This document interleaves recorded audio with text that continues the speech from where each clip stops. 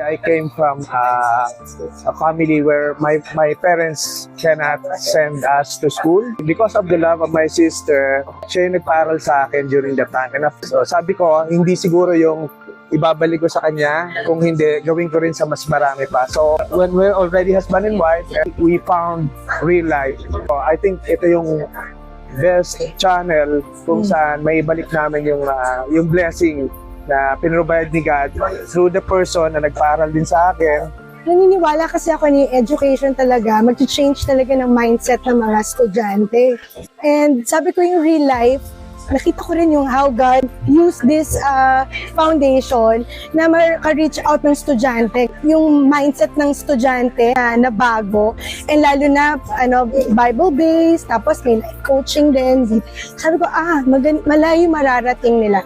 He's working abroad dati. Tapos hindi niya alam na yun, magsusupport tayo. So, okay. So nagsusupport lang kami. And nakita ko na yung ang layo na narating ng real life. And so, hanggat binibless kami ni Lord, we will continue to support real life. And partner Real Life. Yes. We are so grateful for Real Life Foundation dahil nakita namin yung way kung saan we will be able to give back to the Lord kung paano niya kami binibless.